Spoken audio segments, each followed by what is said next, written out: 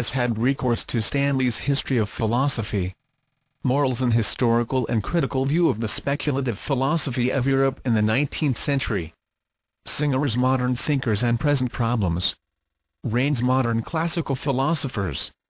Windelmann's History of Philosophy. Perry's Present Philosophical Tendencies. Hamilton's Lectures on Metaphysics and Logic.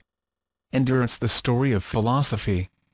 Having thus traced the more or less sequential development of philosophic speculation from Thales to James and Bergson, it is now in order to direct the reader's attention to the elements leading to and the circumstances attendant upon the genesis of philosophic thinking. Although the Hellenes proved themselves peculiarly responsive to the disciplines of philosophy, the scions of sciences should not be considered indigenous to them. Although some of the Grecians, writes Thomas Stanley, have challenged to their nation the original of philosophy, yet the more learned of them have acknowledged it to be derived from the East. The magnificent institutions of Hindu, Chaldean, and Egyptian learning must be recognized as the actual source of Greek wisdom.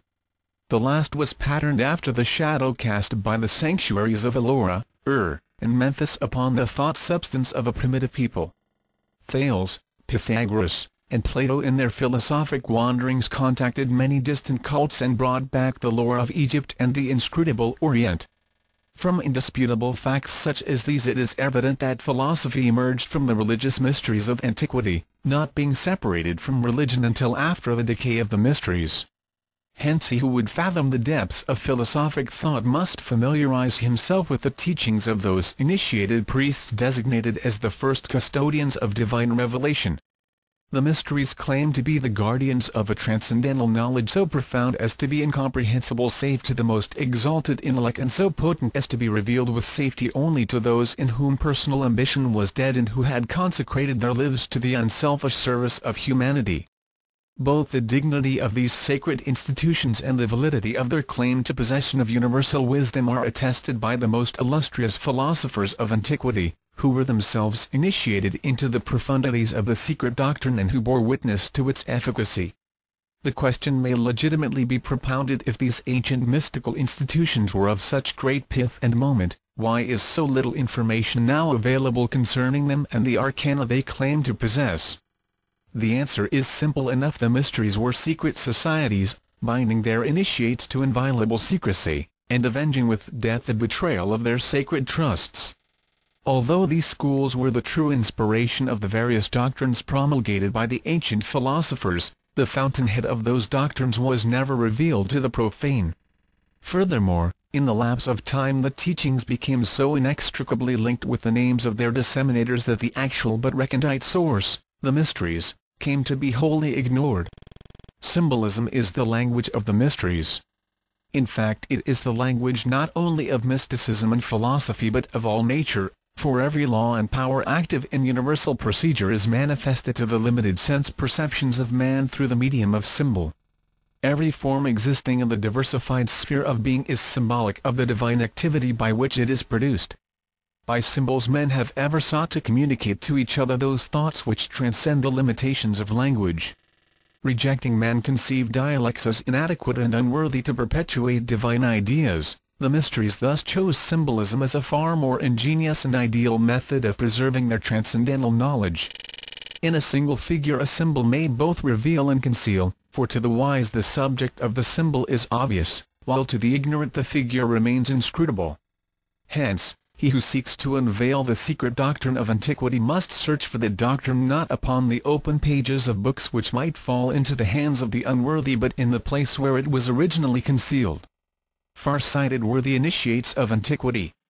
They realized that nations come and go, that empires rise and fall, and that the golden ages of art, science, and idealism are succeeded by the dark ages of superstition. With the needs of posterity foremost in mind, the sages of old went to inconceivable extremes to make certain that their knowledge should be preserved. They engraved it upon the face of mountains and concealed it within the measurements of colossal images, each of which was a geometric marvel. Their knowledge of chemistry and mathematics they hid within mythologies which the ignorant would perpetuate, or in the spans and arches of their temples which time has not entirely obliterated. They wrote in characters that neither the vandalism of men nor the ruthlessness of the elements could completely efface, Today men gaze with awe and reverence upon the mighty Memnon standing alone on the sands of Egypt, or upon the strange terraced pyramids of Palenque. Mute testimonies these are of the lost arts and sciences of antiquity. And concealed this wisdom must remain until this race has learned to read the universal language, symbolism.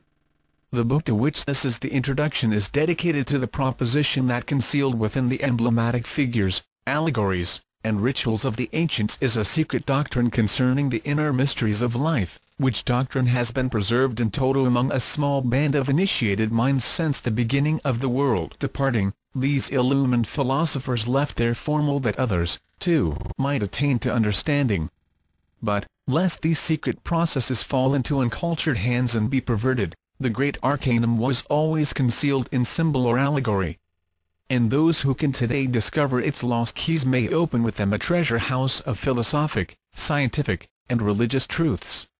Insert. From Bryant's An Analysis of Ancient Mythology. The ancient symbol of the Orphic mysteries was the serpent-entwined egg, which signified cosmos as encircled by the fiery creative spirit.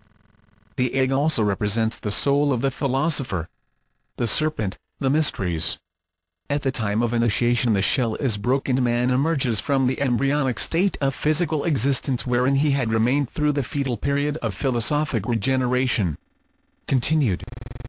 The ancient mysteries and secret societies which have influenced modern Masonic symbolism.